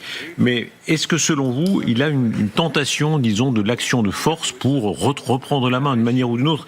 Élément de réponse avec ce qu'il dit ce soir. Nous sommes prêts à réagir rapidement et de manière appropriée à toute menace. Conformément au programme d'armement, la triade nucléaire et les forces terrestres font l'objet d'une modernisation constante. Nos capacités de combat des forces aérospatiales et de la marine ne cessent de croître. Depuis le début de l'opération militaire spéciale, de nombreux types d'armement ont connu des améliorations significatives. Alors, est-ce que c'est que de la gueule, ou est-ce qu'un usage de nucléaire tactique est possible, comme les Américains l'avaient dit en novembre 2022? En novembre 2022, autour de Kherson. Écoutez, Poutine brandit cette menace depuis le début de la guerre. La chose qu'on peut constater, deux choses. Un, ça ne fait pas peur aux Ukrainiens qui, eux, contrairement à nous, ne sont pas protégés par la dissuasion nucléaire. Et deux, il ne l'a pas encore fait. Ça ne veut pas dire qu'il ne le fera jamais. C'est vrai que les options qui lui restent sur la table s'amenuisent. Et il y a deux partis, si vous voulez, à l'intérieur de la Russie. Il y a le parti de ceux qui voudraient que cette guerre s'arrête. Il y a par exemple la directrice de la Banque centrale qui, elle, est en train de disparaître même du domaine public parce qu'elle pressent que Poutine veut annoncer une mobilisation générale potentiellement après les élections de la Douma, donc du Parlement au mois de septembre. Mais pardon, qu'est-ce qu'il gagnerait et perdrait? Mettons, imaginons qu'il utilise un armement tactique contre une caserne ou bien contre une petite ville pour frapper les esprits. Objectif militaire, parce qu'objectif civil, là on comprend qu'il basculerait dans autre chose. Mais un objectif militaire, qu'est-ce qu'il gagnerait, qu'est-ce qu'il perdrait? Il perdrait le soutien de la Chine, ça c'est absolument sûr. Il serait encore plus isolé diplomatiquement. Il gagnerait pas grand-chose. Ça, c'est sûr. Il gagnerait pas grand-chose. Il gagnerait, oui, il aurait fait peur. Vous croyez que c'est ça qui va faire peur aux Ukrainiens? Je ne pense pas. Je trouve qu'on va un petit peu vite parce que, encore une fois, entre le nucléaire tactique qui est vraiment l'ultima ratio et la situation actuelle, il y a toute une gamme de matériel qu'il n'a pas utilisé. Quoi donc, par exemple? Très concrètement, la levée en masse, utiliser davantage de drones, de missiles. L'armée russe, il y a 1,5 million d'hommes, 1,9 million d'hommes. Donc c'est massif. Aujourd'hui, il n'y a pas ça. Il y a 300 000 hommes ou 400 000 hommes sur le front. Donc il peut monter en puissance. Donc, il y a toute une gamme d'activités qu'il peut mener. Il n'est pas obligé d'aller sur le nucléaire tout de suite. Alors évidemment, c'est une puissance nucléaire, donc il va menacer. Mais à court terme, je vois pas l'intérêt. C'est-à-dire à moyen terme, c'est pas impensable. Moi, j'ai pensé qu'il tirait à course, par exemple.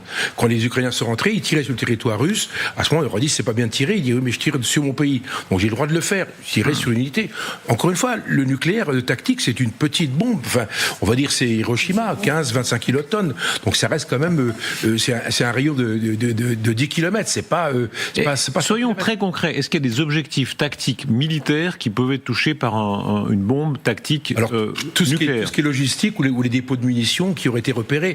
Mais j'imagine que les Ukrainiens se méfient de ce genre d'objectif, ils doivent faire extrêmement attention sur ce qu'on appelle les concentrations de moyens ou de logistique. Donc ils font gaffe. Après, il y a tous les centres de commandement, parce qu'évidemment, il y a une écoute extrêmement puissante qui est faite réciproquement, bien évidemment.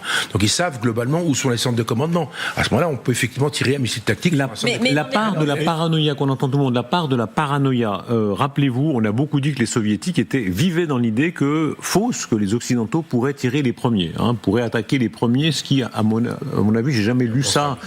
Personne n'a jamais, ça n'a pas existé. Ça, c'est un fantasme. Mais ils l'avaient.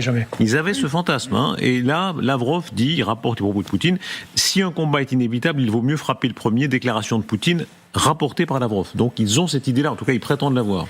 Moi je pense qu'ils prétendent l'avoir. Ils sont, je pense, suffisamment informés pour savoir que les Ukrainiens ont de moins en moins besoin des Européens pour leur frappe. En matière de drones, on dit même qu'ils sont en avance sur nous, qu'ils ont développé des équipements qui effectivement... Mais il y a l'argent. Oui, oui, bien sûr, vous avez raison. Il y a le cordon ombilical de l'argent. C'est combien de milliards qui sont donnés chaque mois pour entretenir l'Ukraine? Là, le dernier... C'est 90 milliards. Ouais. Il y a 100 milliards au début de l'année prochaine. C'est ça. C'est des sommes énormes. Donc ils savent très bien, s'ils arrivaient à effrayer les Occidentaux pour, en tout cas, réduire, c'est un calcul qui n'est pas fou pour eux. Effectivement, mais en même temps, ce narratif d'une éventuelle agression européenne, elle est pas juste. Faut dire, financement, oui, mais agression, non. Est-ce qu'il faut comprendre que le général Mandon, il dit l'inverse. Tactique. Il annonce qu'éventuellement les Russes pourraient éventuellement tirer sur l'Europe. Donc on voit qu'il y a une espèce de réciprocité dans la menace, d'effet miroir quelque part. Donc aujourd'hui, on en est au constat des déclarations. Restons sérieux, je pense. Je crois qu'il faut qu'on change un peu de vocabulaire là, parce que militairement, vous avez parfaitement raison. Il n'y a pas vraiment de raison d'utiliser une bombe nucléaire tactique sur une cible militaire. L'utilisation d'une bombe nucléaire aurait, qu'elle soit toute petite ou qu'elle soit énorme, aurait un effet stratégique. Ce serait pour faire peur à l'Europe. C'est pour dire, voilà, nous sommes capables de le faire. Et pour essayer de faire peur aux Ukrainiens, je crois qu'ils n'y arriveront pas. Là, je pense qu'il faudra... Le jour où il faudra commencer à prendre les choses au sérieux, c'est s'ils recommencent à faire des essais nucléaires. Là, à mon avis, ce sera le premier pas pour dire, voilà, maintenant on se prépare. Mais l'idée que demain, il balance une bombe nucléaire sur l'Ukraine, après les avertissements qu'il a reçus des Chinois et des Indiens en 2022, ça me semble prématuré, mais intensifier les bombardements, ça, malheureusement, c'est tout à fait possible. Est-ce qu'il y a une rage particulière contre les Américains? Il y a ce soir des développements très intéressants, déclarations de Lavrov notamment, sur le thème, en fait, ce sont les Américains qui sont en train de nous rouler, qui ont donné beaucoup de moyens, notamment d'intelligence artificielle, technique aux Ukrainiens, tout en ayant l'air souvent assez compréhensif des Russes. Lavrov dit... Je ne veux pas soupçonner que l'Alaska, rappelez-vous quand Poutine est allé voir Trump en Alaska, en Corrige, à l'instar des actions des Européens, visait à gagner du temps pour réarmer le régime de Kiev. Je ne veux pas y penser, mais en réalité, les choses se sont déroulées ainsi. Les Américains, qui sont capables de double jeu, ils savent très bien le faire aussi, est-ce qu'il est possible que, tout en disant on est un peu avec vous, ils aient en douce aidé beaucoup les Ukrainiens, notamment en termes d'intelligence artificielle? Il faut toujours avoir un narratif chez les Russes qui explique pourquoi est-ce qu'on est en repli, en recul, en difficulté. Et à chaque fois que cette situation se présente, l'explication est toujours la même. Attention, nous n'affrontons pas l'Ukraine, nous affrontons les plus grandes puissances de la planète, notamment les États-Unis. Et c'est tout à fait normal que cette situation de stagnation se produise maintenant. Donc c'est un narratif qui est revenu presque systématiquement et qui ne préjuge, à mon avis, ni d'une escalade particulière à venir. Ils ont tout essayé dans l'escalade, en fait. Le colonel de Jong disait tout à l'heure qu'il restait encore plein de moyens d'escalader pour les Russes. Mais en fait, en réalité, non. À part peut-être une mobilisation générale, mais qui serait politiquement dévastatrice pour lui. Sinon, il n'y a pas de moyen d'escalader. Les bombardements les plus inhumains ont eu lieu. Les armes les plus puissantes non nucléaires ont déjà... Les Russes sont, en fait, à court d'escalade. Mais pardon, ils n'ont pas les moyens de détruire pendant un quartier entier de Kiev? Les Russes? Oui. Et si, mais ils l'ont pas fait. Non, mais attendez, comprenez bien, parce qu'on vient de dire ils n'ont pas de moyens supplémentaires d'escalade. Oui, mais non, mais je suis d'accord. Moi, je pense qu'ils sont donc attaqués. Ils peuvent pas détruire. Mais si, ils peuvent bombarder. Ils ont bombardé. Quand on en vient à bombarder la cathédrale de Dominion. Michel, pardon de vous couper. Non, mais c'est qu'on est complètement bien sûr. De tactique. Mais Michel, entre 1000 morts et entre 10 morts et 500 morts, on ne peut pas dire que c'est la même chose. Ils l'ont pas fait. Mais pourquoi ils l'ont pas fait? Attendez, je peux terminer un peu peut-être. Pourquoi ils l'ont pas fait? Mais non, mais d'abord, je rappelle un truc, c'est que maintenant, les Ukrainiens ont la capacité conventionnelle de frapper massivement Moscou s'ils le souhaitent. Donc les Russes ont peur? ils sont obligés d'en tenir compte. C'est la dissuasion conventionnelle. C'est-à-dire que s'ils utilisaient éventuellement une arme nucléaire, alors effectivement, tactique ou pas, on s'en fout, je veux dire, ce serait une arme nucléaire et ça mettrait la Russie banc des nations, ça c'est sûr. Le coût politique serait absolument considérable. L'objectif militaire, à peu près nul, parce que de toute façon, l'Ukraine vit sous la peur des missiles, et donc ses moyens militaires sont dispersés, sont déjà préparés à ça. Ça n'aura pas grand effet militaire, ce sera un but purement psychologique. Mais dans la foulée, vous avez des centaines et des milliers de drones ukrainiens qui partiront sur Moscou, et qui partiront sur la résidence de Moscou. C'est vrai, mais le problème de la dissuasion, il y a un mot qui est très important, c'est la notion d'intérêt vital, des intérêts vitaux. Si les Russes considèrent que leurs intérêts vitaux sont concernés, ils peuvent lancer une opération visant à maximiser les destructions sur des villes. Mais colonel, si vous lisez la doctrine nucléaire russe, les Ukrainiens ont déjà franchi les lignes rouges. Oui, c'est pour ça qu'ils retardent. Mais pourquoi ils ne le feraient pas quand ils ont fait l'opération. Mais ils peuvent changer d'avis. Mais ils peuvent changer d'avis. Entrons dans le concret. Pardon de vous couper, mais s'il vous plaît. Pardon de vous couper. On entre dans le concret. Zelensky dit Trump prévoit de demander aux entreprises d'armement américaines de produire des missiles de défense aérienne sous licence en Ukraine. C'est un point très important. Ça montre quand même qu'effectivement les Américains, qui ont souvent plusieurs fers au feu, d'un côté traitent avec Moscou, mais de l'autre peuvent appuyer l'Ukraine. Toujours. Il y a quand même eu des changements aux États-Unis qui ne datent pas d'Anchorage, mais qui datent surtout de la guerre en Iran. La guerre en Iran a appris peut-être un peu à cette administration, et on a vu pas simplement au niveau de Trump, mais au niveau du privé, mais aussi au niveau du Congrès, qui a voté de nouveau des aides, pas immense, mais quand même des aides à l'Ukraine. Il y a eu depuis février et la réalisation peut-être sur les munitions, sur la production et sur, on va dire, le retard sur un certain nombre de questions, notamment sur les drones, qu'il fallait accepter de travailler avec les Ukrainiens. Il y a eu des refus dans le passé qui ont porté préjudice aux Américains dans la guerre avec l'Iran. Le poids de l'histoire. Excusez-moi, mais ça c'est réservé à des pays très proches des États-Unis. Donc ce serait quand même un signe très fort. C'est les Japonais, par exemple, qui fabriquent des patriotes sous licence. C'est les Coréens qui fabriquent des armes américaines sous licence. Donc ça serait quand même un signe d'intégration sur le long terme entre les deux pays qui serait un basculement. Cela étant, est-ce qu'il y a chez les Américains, on va le voir dans quelques instants, on va parler de l'Iran, il y a des basculements incroyables concernant l'Iran où tout à coup les Américains disent on peut traiter avec la République islamique d'Iran, ils ont été forts. Vive l'effort, malheureux vaincu. Est-ce qu'il peut y avoir chez les Américains une forme d'admiration pour l'Ukraine, de disant, chez Trump y compris, ils sont bons. Allez, que le meilleur gagne. Je ne sais pas si Trump est capable d'admiration. En tout cas, il est capable d'exaspération. Et souvenez-vous comment il a tendu la main à la Russie pendant des mois, où on a dit qu'il y avait une paix extrêmement défavorable à l'Ukraine qui se préparait, où Zelensky était maltraité quand il venait à la Maison-Blanche et sermonné comme un collégien. Or, la Russie n'a tenu aucun compte de ces appels du pied américains. Et donc, à mon avis, Trump se dit, ok, puisque Poutine ne veut pas collaborer avec moi, eh bien, je vais, même de façon indirecte, même en le faisant financer par les Européens, lui montrer que je suis prêt à continuer à soutenir l'Ukraine. Je rajouterais simplement, je pense aussi le jeu de la Russie pendant la guerre avec l'Iran et on va dire la proximité entre les Russes et les Iraniens a aidé les Ukrainiens qui se sont, et Zelensky était très fort quand il s'est prêté au jeu. Il a dit, nous envoyons aux pays du Golfe pour aider les pays du Golfe des experts sur les drones. Zelensky a montré à quel point aux États-Unis ils sont plutôt du bon côté, entre guillemets. Allez, jeu de simulation, colonel, vous avez été l'aide de camp de Mitterrand, de Chirac, service secret. Si les services secrets vont voir Trump demain matin et lui disent on a des informations au Kremlin, il y a un petit groupe qui pourrait renverser Poutine et qui serait peut-être un peu plus arrangeant pour terminer la guerre plus vite. Est-ce qu'ils parient sur un truc comme ça ? Oui, je pense qu'ils sont capables de le faire, d'autant que, comme j'ai pu vous le dire tout à l'heure, les Américains n'ont jamais quitté l'Ukraine. Depuis Maïdan et depuis Timoshenko, ils ont des ONG qui sont présentes, qui sont extrêmement actives. Donc ils ont toujours gardé un fer au feu, considérant que le moment venu, on pourrait voir. Donc en fait, ils ont de l'information, ils suivent ça très très bien, ils savent exactement où on en est. Ils ont des stations d'écoute, on sait très bien que les stations d'écoute n'ont jamais quitté l'Ukraine. Donc en fait, ils sont présents. Après, ils n'ont pas été offensifs, dans le sens où l'armement, les Européens vont l'acheter, si vous allez le donner aux Ukrainiens. Donc ils ne s'engagent pas plus que ça. En fait, c'est du business comme as usual. Ceci étant dit, les services américains sont capables de modifier une trajectoire, mais on voit qu'avec la guerre en Iran, ils n'ont pas été très brillants. Et j'imagine qu'à court terme, il faut refondre quelque chose. Et je connais bien les services américains, ils sont capables de modifier. Encore une fois, il leur faut quelques mois pour remettre d'autres personnes, remettre des investissements, remettre des budgets pour redéfinir une nouvelle logique. L'opportunisme, il y a un fantastique journaliste américain communiste, son nom m'échappe maintenant, c'était Brown, je crois, qui disait l'essence même du génie américain, c'est l'opportunisme. On rappelait hier sur ce plateau que face à De Gaulle, il l'aimait pas, il le détestait. Roosevelt détestait De Gaulle. Et quand il a vu que, mon Dieu, malgré tout, il avait l'appui à la libération, il a dit il faut quand même qu'on traite avec De Gaulle.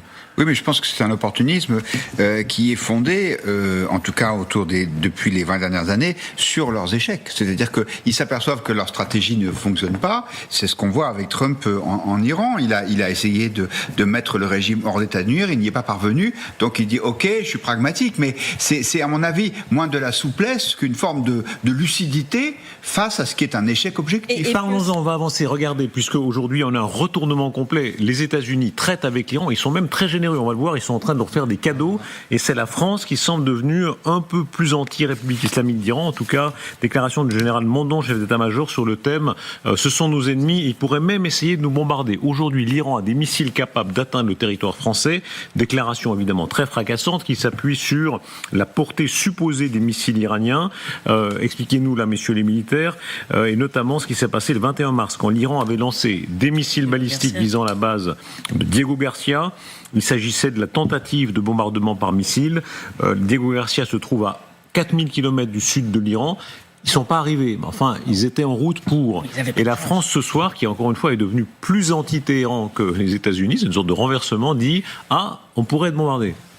Oui, alors, il s'agissait probablement, en l'occurrence, on ne sait pas exactement, mais il s'agissait probablement des missiles de gamme Khorramshahr que les Iraniens ont annoncé d'une portée officiellement de 2000 km. Mais on se demande s'ils n'ont pas menti sur la portée, justement pour ne pas effrayer à l'époque les Européens. Toujours est-il qu'ils ont lancé deux missiles de ce type. Alors ils ont vidé de toute charge, etc. Pour qu'ils aillent plus vite. Pour qu'ils aillent plus loin. Plus loin. Pour aller le plus loin possible. Et finalement, il y en a au moins un qui a, je crois, explosé en vol, l'autre qui est arrivé à peu près. Bon, ils n'auraient pas fait beaucoup de dégâts, mais le but c'était de montrer, regardez, on peut taper très loin.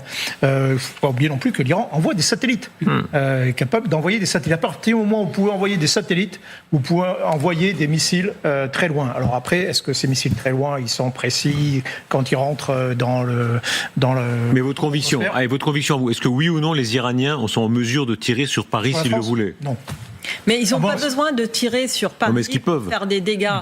Moi, je n'en sais strictement rien. Tout ce que j'ai lu sur ce missile qui serait parti en direction de Diego Garcia, c'est qu'en effet, il n'avait pas de charge, donc finalement, il serait peut-être arrivé à bon port, mais il n'aurait pas fait beaucoup de dégâts.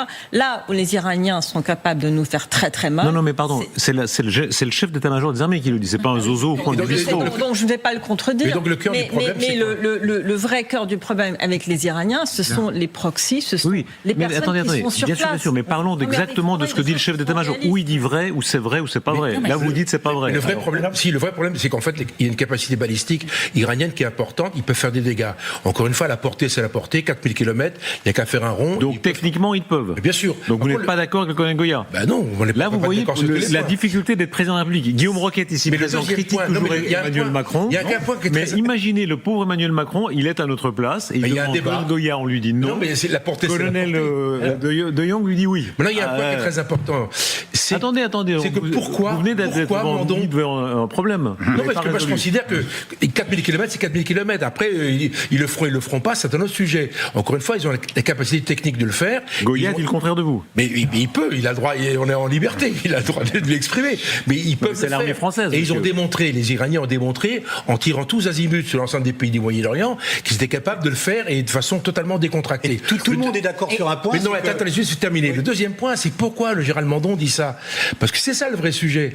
Depuis qu'il est arrivé aux affaires, donc ça fait 6 mois, tous les 3 mois, tous les 2 mois, il sort un truc genre on va t'attaquer. Pourquoi ? Parce que son problème, c'est l'armée allemande qui est en train de monter avec des budgets très importants. Donc c'est la course au budget. Faut qu'il démontre impérativement au pouvoir français qu'il a besoin d'avoir des investissements, des budgets pour développer les longues distances, les protections. Vous êtes vraiment cynique. Vous prêtez au chef d'état-major une vue aussi courte. C'est son métier.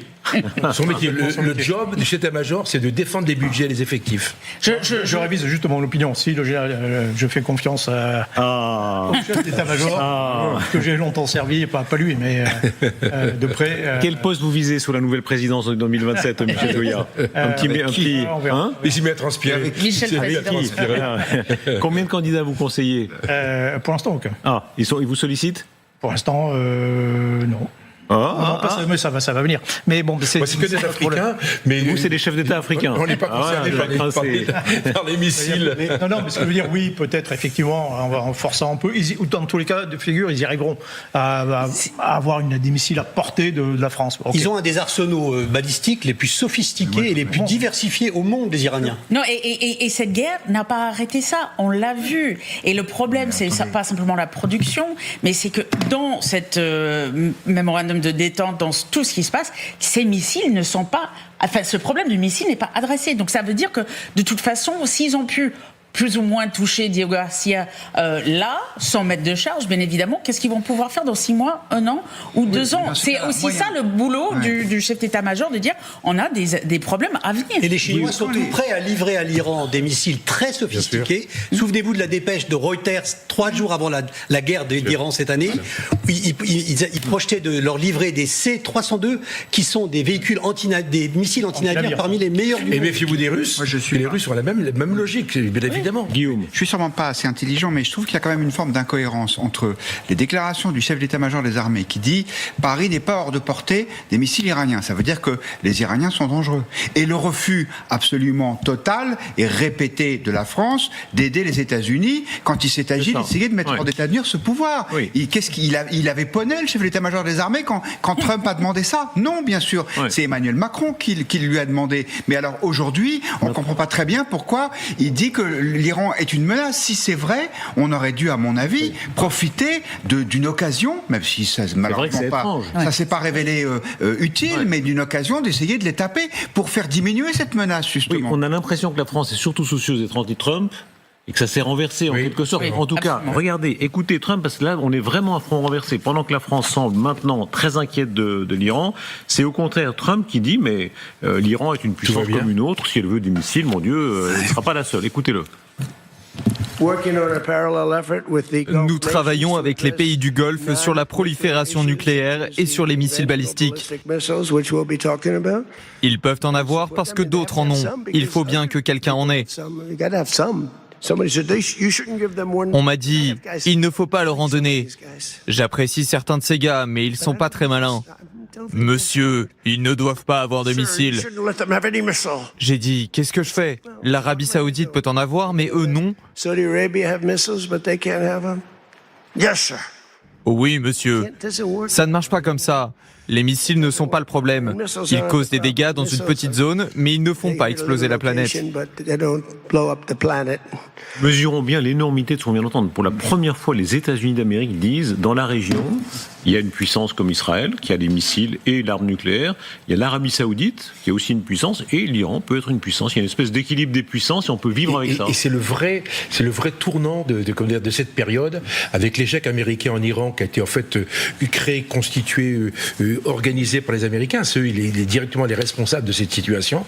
Ils ont permis l'émergence d'une puissance régionale qui est plutôt agressive, qui est forte, qui contrôle Hormuz. Donc l'avenir va être relativement incertain. Et c'est vrai qu'on va aller directement vers une redistribution des cartes au Moyen-Orient. Il n'y a pas d'autre solution. Poussé par les Américains, on devine derrière, il y a peut-être une envie de faire du business et de trouver une solution économique. Le fonds de 300 milliards de dollars qui va être créé avec l'Iran, selon le mémorandum d'entente.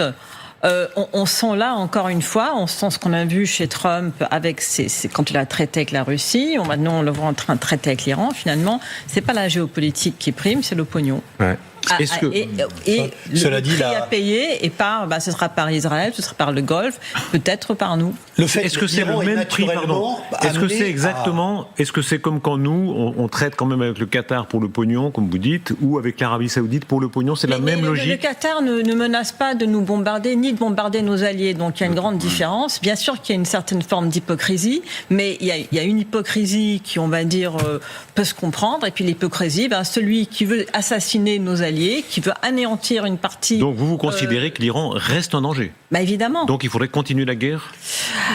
Pas comme il fallait pas l'arrêter. Mais faire une guerre. Il fallait soit trouver un moyen de neutraliser ce régime, mais pas en le bombardant. Mais par quel moyen ? Mais moi, je ne suis pas un stratège militaire. Oui, la révolution, mais elle n'a pas eu lieu.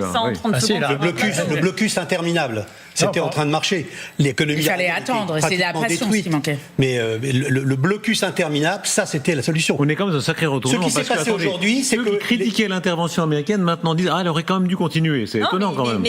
Les Iraniens peuvent revendre à partir d'aujourd'hui. Ça fait 40 ans que ce n'était pas le cas du pétrole en dollars sur le marché libre. Et on va les aider à reconstruire le pays. Quoi qu'il en soit, est-ce que les États-Unis vont jusqu'à penser qu'ils peuvent normaliser avec l'Iran ? Est-ce que vous croyez que de la même façon qu'ils ont normalisé avec la Chine en d'autres temps, ils peuvent se dire on peut normaliser avec ces gens ? Alors, juste deux choses. Je pense qu'il faut différencier entre cette administration et une partie de cette administration même et le reste du pays, même le reste des républicains, parce que même Marco Rubio... le pouvoir, il est élu... Non, mais Trump, il y a même parmi l'administration deux camps. Et sur cette question de normalisation, quelqu'un me faisait remarquer qu'on entend par exemple de J.D. Vance ou un peu de Trump qu'on peut normaliser peut-être avec l'Iran, tout pendant qu'il crie quand même encore dans les rues mort aux États-Unis, mort à Israël. Pour beaucoup d'Américains, mais surtout des républicains, on va dire traditionnels, c'est juste impensable tant qu'on est dans cette configuration où on est encore à une menace qui est réelle. John McCain qui disait bombarder l'Iran, évidemment lui était très pour bombarder. Écoutez Trump ce soir qui dit oui, il peut y avoir une forme d'accord si les Iraniens acceptent en tout cas le contrôle de l'AIEA, donc l'ONU contrôle le nucléaire iranien. Les Iraniens disent qu'il n'y a aucune visite de l'AIEA planifiée. Est-ce que c'est ce que l'accord prévoyait ? Il monte. À nous, ils nous en ont parlé, il y aura des inspections à 100%. Et s'ils disent vrai qu'ils ne veulent pas d'inspection, j'annulerai sur le champ nos prochains entretiens. Hélène Bonnet, vous êtes avec nous en direct, on comprend bien là, que ce soir, c'est vraiment le nœud du problème. Oui, Donald Trump a parlé de l'Iran aujourd'hui à plusieurs reprises, notamment cette interview que vous avez diffusée à l'instant, mais il en avait aussi parlé sur son réseau social un peu plus tôt et il le martèle, malgré leurs protestations et leurs mensonges, eh bien l'Iran a pleinement et complètement accepté les inspections nucléaires et s'il n'avait pas accepté, dit-il, il n'y aurait pas de négociation. Donc ça, c'est le message qu'il a tenté de véhiculer à plusieurs reprises aujourd'hui et de manière générale, il nie toute forme d'échec. On l'a vu cet après-midi, il a donné un meeting devant un meeting de campagne en Pennsylvanie devant un public acquis à sa cause et il répète toujours les mêmes éléments de langage pour montrer qu'il a les cartes en main. La difficulté pour le président, c'est que les législateurs ne sont pas forcément de cet avis. Il commence à y avoir de l'agacement au Congrès. Il y a une résolution qui a été votée cet après-midi par le Sénat pour limiter les pouvoirs, les prérogatives de Donald Trump sur ce dossier iranien. Ce texte avait déjà été voté par la Chambre des représentants il y a quelques jours. C'est symbolique, ça n'engage pas Donald Trump, mais ça montre effectivement qu'il y a une forme de mécontentement. Et puis, je vous donne ce chiffre aussi, eh bien, c'est 69% des Américains qui estiment dans un récent sondage que les États-Unis ne sont pas parvenus à stopper le programme nucléaire de l'Iran de façon permanente. Donc, malgré tout ce discours de Donald Trump, il y a le sentiment ici aux États-Unis qu'il n'a pas toutes les cartes en main sur ce dossier. Merci beaucoup Hélène. Jusqu'où peut aller l'embellie, l'idylle presque, si on peut aller jusque-là, entre la République islamique d'Iran et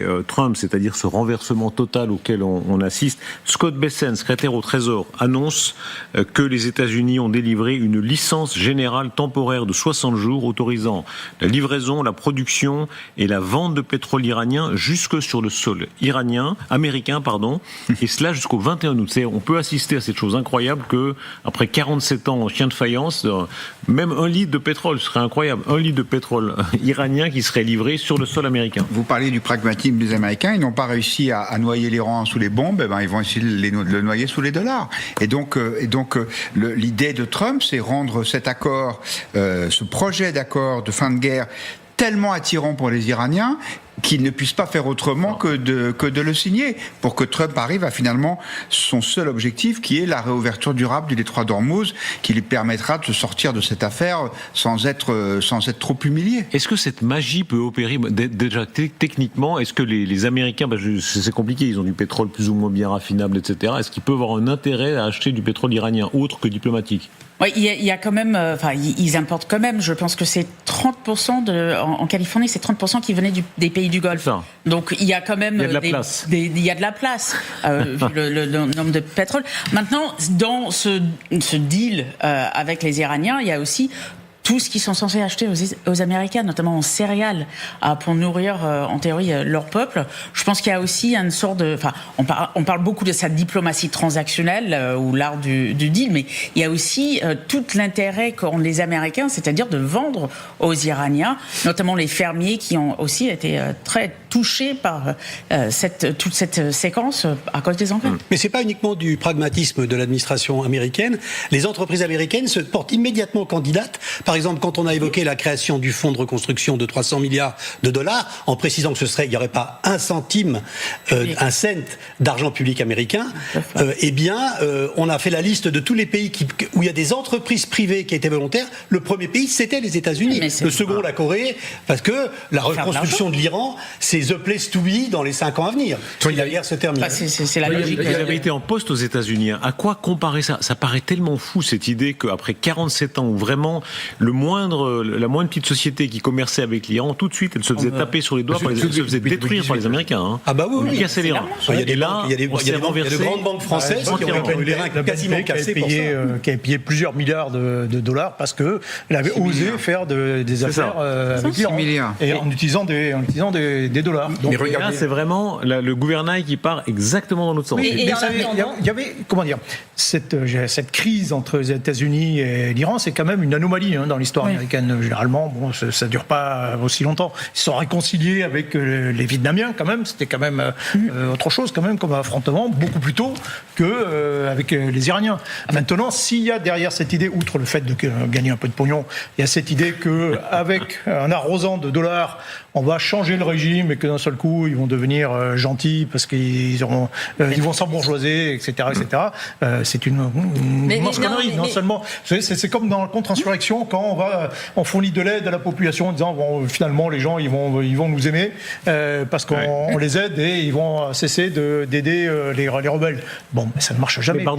Ils prennent l'argent. Colonel, parfois cette fois de bon côté. Rappelez-vous, plan Marshall, ils arrosent l'Europe de dollars. Des ennemis. On n'était pas des ennemis. Les communistes l'étaient. Tout ça, c'était pour faire baisser le Parti communiste. Qu'est-ce que ça fait ? Ils sont allés, rappelez-vous, renforcer le régime. Rappelez-vous, les Américains sont allés jusqu'à truquer les élections en Italie dans l'après-guerre. Ils ont payé massivement la démocratie chrétienne pour faire barrage aux communistes. Et en parlant d'Italie, l'ambassade d'Italie vient de rouvrir à Téhéran, ainsi que l'ambassade d'Allemagne. Donc là, tous les diplômes reviennent, les affaires reprennent. Là, dans une semaine, 15 jours, tout redémarre. Mais regardez un peu ce qui se passe en Iran aujourd'hui. Aujourd'hui, l'Iran a plus de centrifuges nucléaires qu'elle n'avait en 2015. Il y a dedans de l'uranium enrichi qu'il n'y avait pas, à 60%, qu'il n'y avait pas en 2015. Les pendaisons des jeunes continuent, s'accélèrent. L'emprisonnement de ces jeunes qui voulaient une liberté continue, s'accélère. Et là, on est en train de parler du pognon que les Américains vont se faire en Iran. Je trouve que ce qui s'est passé entre l'Iran et les États-Unis est d'une indécence dont l'histoire va se rappeler pendant très longtemps. Est-ce qu'on paye ce genre de choses ? La France, rappelez-vous, elle a mis beaucoup de temps à reconnaître les gardiens de la Révolution comme entité terroriste. Est-ce qu'on paye la facture de ça ou est-ce que ça reste en l'air ? On verra. L'histoire nous le dira, il n'y a pas de règle dans ces conditions. Vous faites donc les gardiens de la Révolution, ils ne sont plus terroristes alors maintenant ? Ouais. Pour personne, ils sont banquiers. Ils sont toujours sur les listes. Ils sont businessmen. Ils ont des sociétés, des joint ventures, c'est parti, ça discute, etc. C'est le Moyen-Orient. Je suis intimement convaincu que les pays du Golfe, déjà, ils se disent, bon, l'Iran est en train de remonter en puissance, il est hors de question d'avoir cette espèce de monstre militaire qui est quand même surdoté, la balistique, le nucléaire, etc. Donc il va y avoir des discussions massives et intensives. Enfin, encore une fois, le Moyen-Orient qu'on a connu il y a encore 1 mois ou 2 mois, celui qu'on a connu là, demain, c'est pas le même. Il y aura un autre monde et qui sera malheureusement dominé par qui ? Par les Israéliens et par les Iraniens. Les Iraniens, c'est 92 millions d'habitants. Capable de faire militairement avec c'est petit. Israël, 20 milliards de dollars par an de défense. Aussi. Voilà, tout l'arsenal, tous les missiles dont on a parlé, tout ce qu'ils ont pu constituer avec ça. Bon, mais vous imaginez maintenant un Iran riche et qui si simplement dépensait qu'autant que l'Arabie Saoudite, ils auraient leur capacité multipliée par 4. Trump est-il en train de progresser ou de reculer dans le monde. En tout cas, en Amérique latine, il est en train de progresser par ses influences. Regardez ce qui se passe en Colombie. C'est la victoire du candidat 100% pro-Trump et Trump exulte. Il s'appelle Abelardo de la Espriella. Mon espagnol est très déficient, hein, c'est bien. De la Espriella. Espriella. Je reviens de Colombie. C'est vrai ? Vous êtes incroyable, vous êtes revenu partout, Samantha. La veille des élections. Alors faites-nous le descriptif. Moi, donc ce qu'on sait de lui, c'est un côté très expansif. Hein. C'est pas un janséniste, c'est pas un protestant genevois comme moi. Hein. Il est un peu plus dynamique. Alors d'abord, il y a une grosse controverse, c'est qu'il a la double nationalité américaine et colombienne, quoique le président sortant avait la double nationalité italienne et colombienne. Donc beaucoup de bruit a été fait sur sa double nationalité. C'est un milliardaire, on ne sait pas comment il a fait son argent, mais il a fait beaucoup de business, comme par hasard, à Miami. Il est reconnu pour avoir des liens un peu véreux avec certains proches de Pablo Escobar, mais là, il a été élu sur une promesse de se débarrasser des cartels de drogue, de la criminalité. C'est un peu un mélange entre Milei en Argentine et Bukele au Salvador. Et on le voit là dans une sorte de bulle blindée, hein, et c'est son meeting en Argentine. Alors, ça fait un peu DJ aussi, hein, un peu comme ça, mais... Parce qu'il y a eu un candidat l'année dernière, l'ancien président l'année dernière qui a été assassiné. Il y a vraiment de grosses questions de sécurité. Moi-même, j'ai failli ne pas rentrer. On le voit, regardez. Les soldats et les paranarcos ont commencé à se disputer exactement où j'étais. Ils ont fermé les routes. Bon, j'ai pu rentrer. Il y a de vrais problèmes sécuritaires en Colombie. Il se passe là quelque chose comme d'assez considérable. Trump, d'abord, félicite. Mais félicitations au tigre, c'est son surnom. Abelardo de la Espriella, le nouveau président de la Colombie. C'est un grand honneur pour moi de l'avoir soutenu et je me réjouis de travailler avec lui pour bâtir une relation solide entre la Colombie et les États-Unis. Guillaume Roquette, vous qui n'avez jamais été un pro-communiste américain, vous n'avez pas Che Guevara dans votre chambre quand vous étiez petit ? Non, je crains que non. Jamais. Et là, si longtemps, il y a eu beaucoup de régimes de gauche, beaucoup de régimes de droite. Il y a eu une guerre terrible en Amérique du Sud. Là, c'est une renaissance, disons, de la droite plutôt anticommuniste. Oui, c'est une droite anticommuniste. C'est une droite effectivement qui est très offensive contre la gauche. C'est une droite qui est très pro-business aussi, parce que le nouveau président a expliqué qu'il fallait utiliser au maximum les énergies fossiles. Donc la transition énergétique attendra. Mais je pense qu'il y a avant tout, et ça c'est la marque de fabrique du Trumpisme sud-américain, c'est une volonté de répression farouche contre le crime organisé. Et de la même façon qu'effectivement au Salvador, on a vu ces photos spectaculaires de prisons construites en quelques semaines, dans laquelle on a enfermé des dizaines de milliers de gens, y compris d'ailleurs sans procès, parfois à cause d'un simple tatouage. Et il y a une demande d'autorité, il y a une demande d'ordre qui est très fort dans ces pays. J'allais presque dire, mais ce serait un peu provocateur, comme chez nous. C'est-à-dire que parce que et on peut reprocher à Trump une politique extérieure assez hasardeuse, on le fait suffisamment sur ce plateau, mais le Trump à l'intérieur des États-Unis, c'est celui qui tient ses promesses en menant une guerre farouche, et d'ailleurs parfois brutale, certains diraient cruelle, contre l'immigration illégale, et donc c'est le retour de la force. Et ce sont ces valeurs-là qui sont en train de l'emporter en Amérique du Sud, rappelez-vous, les en Argentine, Américains, comme en Colombie, comme dans le passé, on fait des coups d'État, ils ont soutenu Pinochet, etc. Là, c'est démocratique. C'est démocratique. Il y a eu beaucoup d'argent dépensé dont on ne sait pas où sur la campagne d'Espriella. Si vous juste permettez que je dise, il y a un processus de paix qui était en train plus ou moins de fonctionner en Colombie, avec bien sûr des dérapages. Là, ce nouveau président dit « j'arrête le processus de paix et je fais la guerre aux narcos ».